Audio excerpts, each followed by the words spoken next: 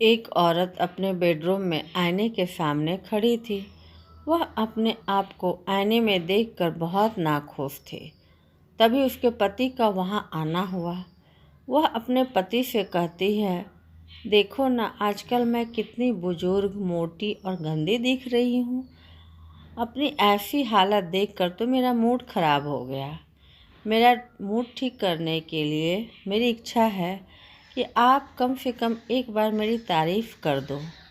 उसके पति ने उसकी तारीफ़ करते हुए कहा, अरे तुम तो कमाल हो, इस उम्र में भी तुम्हारी आंखें इतनी अच्छी तरह से देख पाती हैं। एलएलबी की परीक्षा का प्रश्न। मारुति कार चलती महिला ने एक ऑडी में टक्कर मार दी। ऑडी चलती महिला ने उतरकर चिल्लाते हुए कहा, तू अंधी है, मेरा कार रिपेयर करो। मारुति चालक महिला ने मना कर दिया तो तू मैं होने लगी। मारुति चालक महिला ने पति को फ़ोन किया।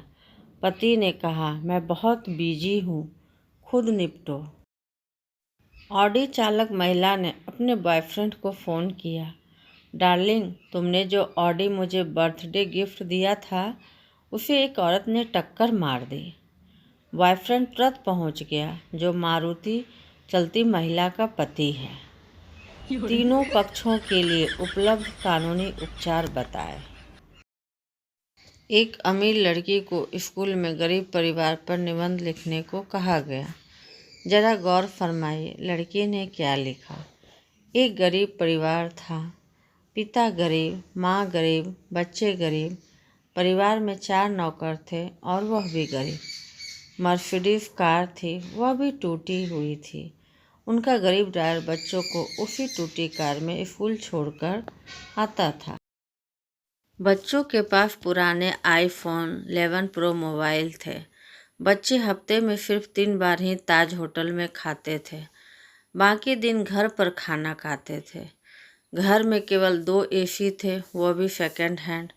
सारा परिवार बड़ी मुश्किल से ऐश कर रहा था। एक औरत अपने पति पर चिल्ला रही थी, इस घर से निकल जाओ। जब पति घर से बाहर निकलते हुए दरवाजे पर पहुंचा तो पत्नी ने चिल्ला कर कहा, मैं चाहती हूँ कि तुम घुट घुट कर मरो। पति पीछे मुड़ा और कहा, अरे वाह डार्लिंग, इसका मतलब तुम चाहती हो कि मैं यहीं रहूं? बढ़ी हुई दाढ़ी लेकर जब एक आदमी अपनी प्रेमिका के पास पहुंचा तो उसका रंग ढंग बिल्कुल पसंद नहीं आया। देखो राकेश, यह दाढ़ी तुम्हारे चेहरे पर अच्छी नहीं लगती, तुम हजामत बनवा लो प्लीज़।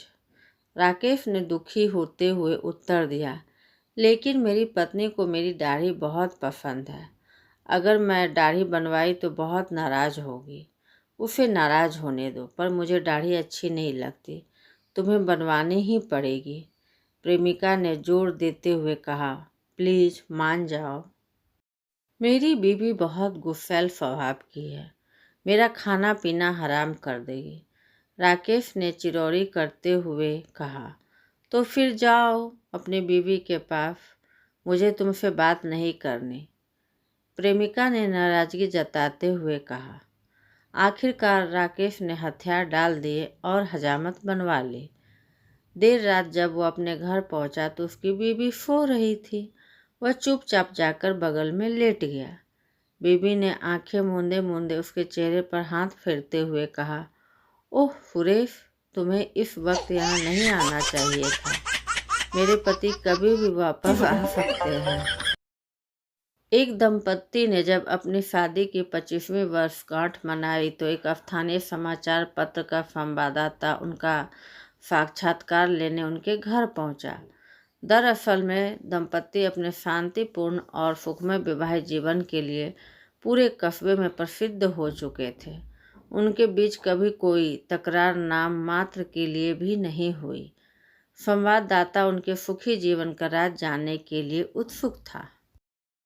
पति ने बताया, हमारी शादी के फौरन बाद हम लोग हनीमून मनाने के लिए शिमला गए हुए थे। वहाँ हम लोगों ने घुड़सवारी की। मेरा घोड़ा तो ठीक था, पर जिस घोड़े पर मेरी पत्नी सवार थी वह जरा सा नखरेबाज था। उसने दौड़ते दौड़ते अचानक मेरी पत्नी को नीचे गिरा दिया। मेरी पत्नी उठी, उसने घोड़े की पीठ पर हाथ फेरते हुए कहा, यह पहली बार है, और फिर उसी घोड़े पर सवार हो गई। थोड़ी दूर चलने के बाद घोड़े ने फिर उसे नीचे गिरा दिया। पत्नी ने अब की बार कहा, यह दूसरी बार है। फिर उसी घोड़े पर सवार हो गई। तीसरी बार जब घोड़े ने उसे नीचे गिराया तो पत्नी ने घोड़े से कुछ नहीं कहा, बस अपने पर्स से पिस्तौल निकाली और घोड़े को गोली मार दी। मैं अपनी पत्नी पर चिल्लाया, ये तुमने क्या किया? तुमने एक बेजुबान जानवर को मार दिया? क्या तुम पागल हो गई हो? पत्नी ने मेरी तरफ देखा और कहा, यह पहली बार है, और बस तभी से हमारी जिंदगी सुख और शांति से चल रही है।